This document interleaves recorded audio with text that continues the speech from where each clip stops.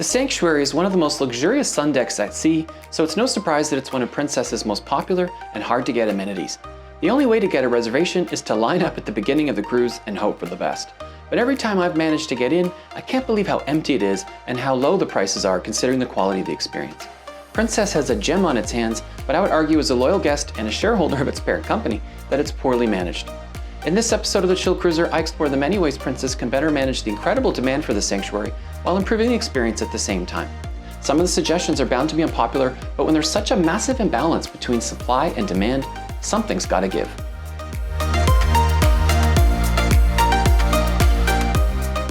Hey cruisers, Andrew from Ottawa, Canada here. Welcome to The Chill Cruiser, where I review cruise ships from a chill perspective, sharing tips on how to save time, money, and grief on your cruise vacations. Today I'm going to do something a bit different by looking at the many ways Princess can improve access to the Sanctuary experience, which in one of my recent videos I declared is one of the most luxurious sun lounges at sea. The Sanctuary is a large, partially covered adults-only lounge that occupies the entire forward section of the highest deck of most Princess ships. During the few times I was able to snag a reservation over the past year, I had some of the most relaxing and pampered experiences in all of my 40 cruises so far, and I've been fortunate to sail in the first-class suite sections on cruise lines like Celebrity and Norwegian. The quiet, the vast space, the comfortable loungers, and the very attentive service from the Sanctuary attendants felt very luxurious. So what needs to be improved, you ask? Well, the experience trying to get a reservation is the opposite of luxurious. You can't book it before the cruise, so you have to wait until you're on board. On embarkation day, you have to rush to get in line as soon as you board and then cross your fingers. Every time I've tried that, it's been sold out well before my turn, and there's been a wait list over a page long. I've since learned that the Sanctuary is usually half full before the cruise even starts because of back-to-back cruisers who can make reservations for every leg of their cruise on day one, giving them a huge advantage. I've always been so confused the few times I've been able to get into the Sanctuary because despite the massive demand to get in, it always seems half empty. That's because Princess offers the option to book a specific lounger for the entire cruise for only a few dollars a day, so a lot of people take advantage of it, but of course the lounger sits unused for long stretches of time. Princess also doesn't have a no-show policy that charges people who don't show up and releases the reservation after a certain period of time.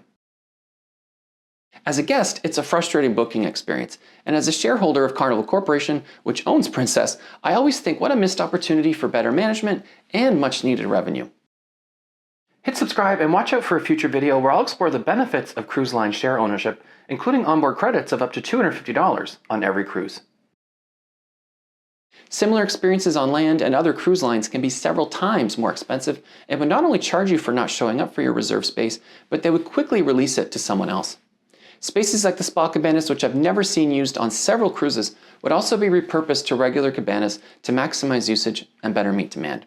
It's strange to see such a glaring missed opportunity in Princess these days since they've been very busy over the past year, removing once sacred spaces to maximize revenue. They're converting the beloved Churchill cigar lounges to arcades. They're removing the bars in their casinos to make room for more slot machines. On their original Royal Class ships, they've also converted the nightclub to become an extension of the casino with even more slot machines. And yet the Sanctuary has escaped from all these changes unscathed. So today, I humbly present 4 recommendations that could benefit both guests as well as shareholders. I'll start with what will likely be the least controversial and work my way up, and that's modernizing the booking experience.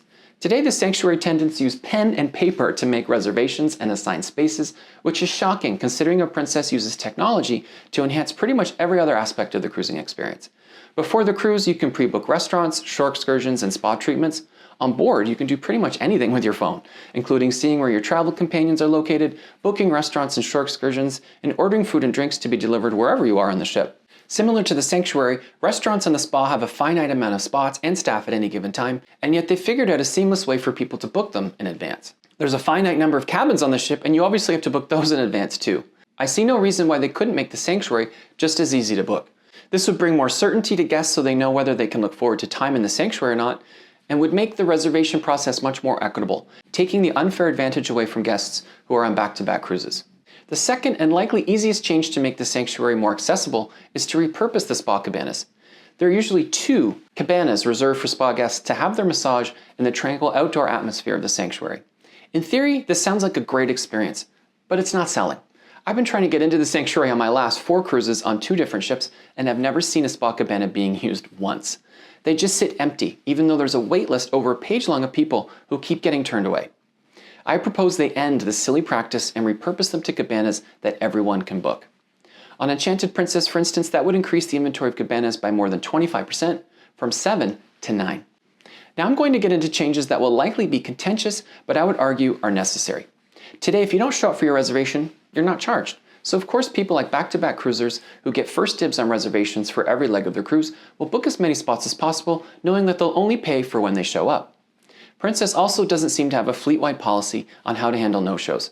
On one ship, when I asked about snagging a no-show cabana, they tried to make it work, and I was able to get in the next day. When I asked on another ship, they said they don't release no-show reservations and turned me away. Most popular restaurants on land will charge you a fee if you don't show up for your reservation, and they'll release your table after 15 or so minutes. Heck, most cruise lines won't refund a cabin cancellation even if you cancel a few months before the sailing date. So it's a head shaker that Princess doesn't have a similar policy for the most popular amenity on its ships that turns away lineups full of people every cruise. I propose that Princess implements a fleet-wide policy that releases no-show reservations a certain amount of time after the reservation time and charges a hefty no-show penalty to discourage reservation hoggers. Okay, so time for my fourth and final recommendation, which will likely trigger a lot of wrath, but I'm okay with that. It's simple. They need to raise the prices. Believe me, I never thought I would say those words, and I've never championed for a price increase for anything before, especially since we're all feeling the pinch of higher prices these days, including higher cruise fares. But I've also never seen such a glaring mismatch between supply and demand. The sanctuary takes up the entire forward section of the most premium real estate of the ship, which is the highest deck, and takes up the equivalent space of over 20 regular-sized cabins or a few super premium suites. In the same space, there are only 24 loungers and 7 cabanas that you can reserve for as little as $20 a day. A lounger gives you access to all of the shared spaces, including multiple lounges and a hot tub on the newer ships, in addition to attentive service and an elaborate afternoon tea service. If you have a drink package, your drinks are included. Today, you can have your name on one of those loungers for an entire cruise for just $20 per day. A similar and very popular venue on Norwegian Cruise Line called Vibe Beach Club is $50 per day, and they squeeze a lot more loungers into a much smaller space that's squeezed to the side of the ship and not the entire forward section. You also can't reserve a specific lounger. It's first come, first serve. Cabanas feature a roomy private space larger than an interior cabin that includes a couch, lounge chair, fully stocked minibar and TV, with 2 loungers out front with frequent visits from attendants taking food and drink orders. You can order as much as you want from a nice meal and snack menu and also receive the afternoon tea service. You and up to 3 guests can get all of this for only $120 for a half day or $240 for a full day. That's not per person, that's the flat rate for up to 4 people.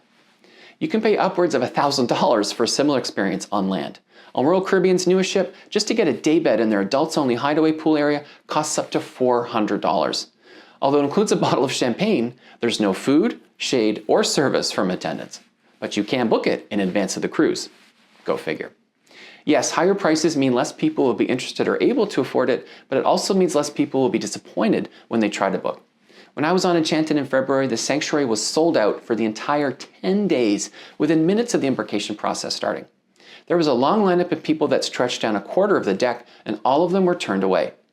That's a really crappy way to start a vacation and a really poor way to manage a premium hospitality product. In the very least, Princess should cancel the discounted option to book a lounger for the entire cruise, or just get rid of the option to book a lounger for the entire cruise altogether. There's a lineup of people that they turn away every cruise, so why would they offer an incentive to reserve a premium, revenue-generating space that's going to sit unused for long stretches of time? So there you have it. Love it or hate it, those are my suggestions as a loyal guest and shareholder for improving access to the sanctuary. Let me know what you think in the comments, but please keep it constructive and respectful.